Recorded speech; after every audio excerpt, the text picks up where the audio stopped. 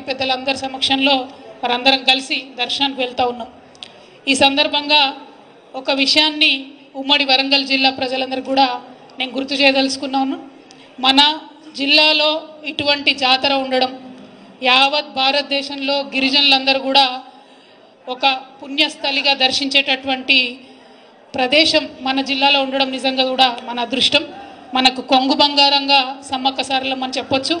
మరి అటువంటి జాతర దక్షిణాది కుంభమేళ అంటాం మనం. అటువంటి జాతరకు నేషనల్ స్టేటస్ ఇవ్వాలని మనం ఎప్పటి నుండో డిమాండ్ చేస్తూ ఉన్నాం. దాదాపుగా ఒక 10 సంవత్సరాల నుంచి తెలంగాణ ప్రత్యేక రాష్ట్రమైన తర్వాత అనేక సార్లు బీఆర్ఎస్ పార్టీ నుంచి ఎంపీలు కావచ్చు, గౌరవ ముఖ్యమంత్రి వర్యులు కావచ్చు, మన అక్క సత్యవతి రాథోడ్ గారు మంత్రివర్యులుగా ఉన్నప్పుడు తను కావచ్చు, 50 మందిని కూడా అనేక మార్లు కేంద్ర ప్రభుత్వానికి గుర్తు చేయడం జరిగింది. ఇవాళ మూకుమ్మడిగా వరంగల్ ప్రజలందరం కూడా డిమాండ్ చేయవలసినటువంటి అవసరం మనకున్నది. ఇప్పటికే మనకు పాకాల దగ్గర రామప్ప టెంపుల్కి యునెస్కో స్టేటస్ వచ్చి మన జిల్లా పేరు ప్రపంచవ్యాప్తంగా ఒక గౌరవప్రదమైనటువంటి స్థానంలో ఉన్నది. దానికోసం బీఆర్ఎస్ పార్టీ చేసినటువంటి విశేష కృషి మీ అందరికి కూడా గుర్తుండే ఉంటుంది. మనకు అవకాశం వచ్చినప్పుడు మన దగ్గర ఇటువంటి మంచి ప్రదేశాలు ఉన్నప్పుడు కొంచెం కార్యకర్తలంతా దయచేసి సంయమనం పాటించాలి. ఒక్కసారి ముచ్చట్లు పెట్టుకుంటూ ఉంటే బయట కొండ బ్రదర్, ఒక 2 నిమిషాలు ప్రెస్ వాళ్ళతో మాట్లాడేద్దాం. సంయమనం పాటించాలి బ్రదర్స్ అంతా కూడా. ఇటువంటి మంచి ప్రదేశాలు మన దగ్గర ఉన్నప్పుడు, మన ప్రాంత గౌరవాన్ని పెంచేటటువంటి ప్రదేశాలు ఉన్నప్పుడు మనందరం కూడా ఆ అవకాశాన్ని సద్వినియోగం చేసుకొని చరిత్రలో మన జిల్లా పేరు, మన రాష్ట్రం పేరు, మన యొక్క సంస్కృతి సంప్రదాయాలను ముందుకు కొనసాగించే విషయంలో ఉమ్మడిగా కూడా పోరాటం చేయాల్సినటువంటి సందర్భం ఇది. సమ్మక్క సారలమ్మ జాతరకు మరి నేషనల్ స్టేటస్ ఇవ్వాలని చెప్పి మళ్ళా ఒకసారి ఇవాళ వరంగల్ జిల్లా నుండి మేము బీజేపీ పార్టీని, ప్రధానమంత్రి గారిని డిమాండ్ చేస్తూ ఉన్నాము. ఈ డిమాండ్ అనేక పర్యాయాలు ఉన్నది. దీన్ని చేయదగ్గ విషయమే, దూరమైనటువంటి అంశం కాదు, కష్టమైనటువంటి అంశం అంతకన్నా కాదు. ఎన్ని లక్షల మంది సందర్శిస్తారో అవి కంటిన్యూస్గా చెప్తూ ఉంటారు. మరి అటువంటి ఎన్ని లక్షల మంది సందర్శిస్తారో తెలిసినటువంటి విషయమే. అన్ని లక్షల మంది యొక్క ఆత్మగౌరవ విషయం అవుతుంది. కాబట్టి ఖచ్చితంగా national project, national festival status Sammakka సారలమ్మకి ఇవ్వాల్సిందిగా నేను బీజేపీని డిమాండ్ చేస్తూ ఉన్నాను. గౌరవ ప్రధానమంత్రి గారిని రిక్వెస్ట్ చేస్తూ ఉన్నాం. అదేవిధంగా మరి గుర్తించినారు సమ్మక్క సారలమ్మ జాతరను కాబట్టి ట్రైబల్ యూనివర్సిటీకి పార్లమెంట్లో బిల్ పాస్ చేసేటప్పుడు కూడా బీఆర్ఎస్ పార్టీ ప్రపోజ్ చేసిన విధంగానే సమ్మక్క సారలమ్మ పేరుతో ట్రైబల్ యూనివర్సిటీ బిల్ పాస్ అవ్వడం మనందరం సంతోషించదగ్గ విషయం. ఇదివరకే అన్న దయాకర్ అన్న గారి నేపథ్యంలో, జిల్లాలో సత్యవతక్క గారి నేపథ్యంలో ల్యాండ్ ఇవ్వడం, అట్లనే రాష్ట్ర ప్రభుత్వం నుంచి ఇవ్వాల్సినటువంటి 15 కోట్ల రూపాయలను కూడా ఇచ్చి త్వరితగతిన పనులు వేగవంతంగా స్టార్ట్ చేయడానికి ఈ జిల్లా ప్రజాప్రతినిధుల యొక్క కృషి, బీఆర్ఎస్ పార్టీ ప్రజాప్రతినిధుల కృషి ఉందని చాలా సగర్వంగా మనం చెప్పుకోవచ్చు. ఎందుకంటే ఒక మంచి పెద్ద యూనివర్సిటీ 850 కోట్ల రూపాయలతో ఇక్కడ జిల్లాలో ఎస్టాబ్లిష్ కాబోతూ ఉంది. అనేక మందికి ఉపాధి వస్తుంది, అనేక మందికి మంచి అవకాశాలు వస్తాయి. కాబట్టి దానికి సంబంధించి మొత్తం ఎఫర్ట్ అంతా కూడా పెట్టినటువంటి బీఆర్ఎస్ పార్టీ జిల్లా ప్రజాప్రతినిధులందరికీ కూడా ధన్యవాదాలు తెలియజేస్తూ ఉన్నాం. మరి సమ్మక్క సారలమ్మ జాతర అంటేనే మనందరికీ తెలుసు, చాలా పెద్ద ఎత్తున సదుపాయాలు కల్పించాల్సి ఉంటుంది. ఉమ్మడి ఆంధ్రప్రదేశ్లో ఈ జాతరను బాగా నెగ్లెక్ట్ చేస్తే తెలంగాణ రాష్ట్రం ఏర్పాటు కాగానే మొట్టమొదటిసారి గౌరవ ముఖ్యమంత్రి గారు అప్పుడు కేసీఆర్ గారు 100 కోట్ల పైచిలకు డబ్బులు ఇచ్చి ఒకటే ఫస్ట్ ఇయర్లోనే మంచి జాతరకు అన్ని ఏర్పాట్లు చేసి, తర్వాత ప్రతి సంవత్సరం 75 కోట్లు ఇచ్చుకుంటూ మంచి ఏర్పాట్లు చేస్తూ వచ్చినాం.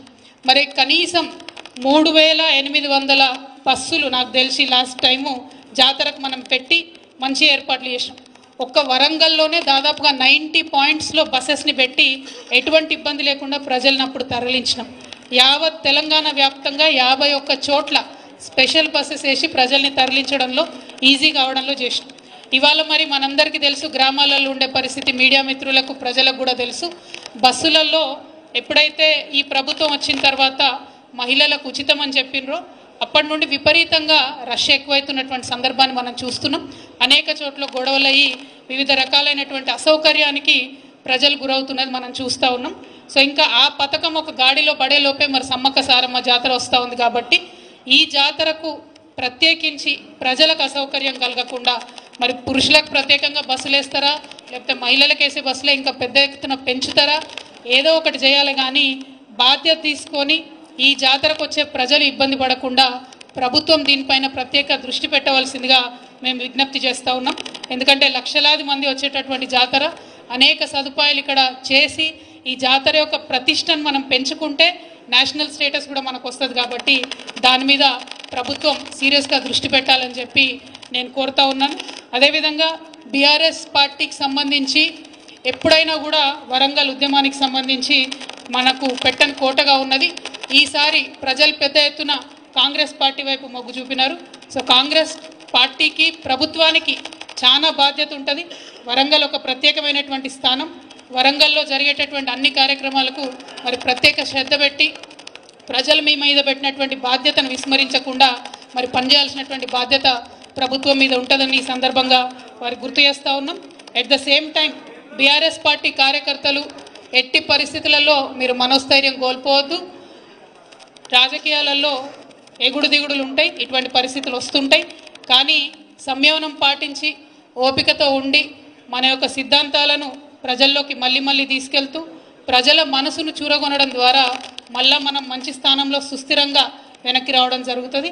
ధైర్యం కోల్పోకుండా బలంగా ఉండాలి. ఎందుకంటే ఉమ్మడి వరంగల్ జిల్లా ఎప్పుడైనా కూడా మనం అభివృద్ధిలో ఎక్కడ వెనక వెళ్ళలేదు. చాలా అద్భుతమైనటువంటి అభివృద్ధిని చేసినాం. కానీ అలవిగానటువంటి వాగ్దానాలు చేసి అలవిగానటువంటి అబద్ధాలు చెప్పి ఒక రకంగా ప్రజల్ని మభ్యపెట్టి మరి ఇవాళ ఇటువంటి పరిస్థితిని మనం గమనిస్తూ ఉన్నాం. సో ఈ పరిస్థితి ఎన్నో రోజులు ఉండదు. కార్యకర్తలందరూ కూడా ధైర్యంగా ఉండాలని చెప్పి నేను మీ అందరికి కూడా విజ్ఞప్తి చేస్తూ ఉన్నాను. ఇక అనేకమైనటువంటి సమస్యలు వస్తూ ఉన్నాయి. ఇవాళ ఎగ్జిస్టింగ్ 44 లక్షల మందికి ఏదైతే పెన్షన్లు వస్తూ ఉన్నాయో వాస్తవానికి ఎటువంటి ఇబ్బంది లేకుండా పెన్షన్లు ఎవరికైతే వస్తున్నాయో వాళ్లకు పెంచి డైరెక్ట్గా జనవరి 1వ తారీఖు నుండి ప్రభుత్వం ఇవ్వాలనుకుంటే ఏదైతే 2000 పెన్షన్ ఉందో 4000 చేస్తామని చెప్పినారు. ప్రజలకు అసౌకర్యం కలగకుండా డైరెక్ట్గా 1వ తారీఖు నాడు 2000 వస్తున్న వాళ్ళందరికీ 4000 ఇచ్చి ఆ తర్వాత అప్లికేషన్స్ తీసుకుని ఉంటే ప్రజలకు కూడా సౌకర్యంగా ఉండేది. సరే ఏమైతేనేమి డిసెంబర్లో పెన్షన్ రాలేదు, జనవరిలో పెన్షన్ రాలేదు, రైతు బంధు రాలేదు అనేటటువంటి చర్చ గ్రామాల్లో సాగుతూ ఉంది. కాబట్టి త్వరితగతిన ప్రభుత్వం ప్రజలకు భరోసా ఇచ్చి జనవరి 1వ తారీఖునన్నా పెండింగ్ ఉన్నటువంటి డిసెంబర్ పెన్షన్ను, జనవరి పెన్షన్ను మరి పెంచినటువంటి పెన్షన్ను తప్పకుండా త్వరితగతిన ప్రజల అకౌంట్లో వేస్తారని చెప్పి మేము కోరుతూ ఉన్నాం. ఈ అప్లికేషన్లు పెట్టుకుంటున్నటువంటి ప్రజలు అనేక రకమైనటువంటి సందేహాలను వ్యక్తం చేస్తూ ఉన్నారు.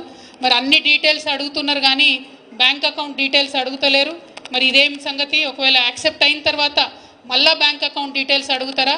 ఇది కాలయాపన చేసేటటువంటి ప్రయత్నం ఏమన్నా జరుగుతుందా అనేటటువంటి చర్చ ప్రజలలో కొనసాగుతున్నటువంటి సంగతి మీ అందరికీ తెలుసు. అట్లనే 200 యూనిట్ల కన్నా తక్కువ ఉన్నటువంటి వారందరూ కూడా ఫ్రీ కరెంట్ ఇస్తామని చెప్పడం జరిగింది. మరి డిసెంబర్ నెల కరెంటు బిల్లు వచ్చే జనవరికి వస్తుంది కాబట్టి మరి అప్పుడు కట్టాలనా వద్దా అనేటటువంటి చర్చ కూడా ప్రజల్లో జరుగుతున్నది. ఇంకా చాలా అనుమానాలు ప్రజలకు ఉన్నాయి. మరి ముఖ్యంగా మహిళలు చాలామంది మమ్మల్ని అడిగేది ఏంటంటే చాలా ఇండ్లలో మగవాళ్ళ పేరు మీదనే గ్యాస్ సిలిండర్ ఉంటుంది.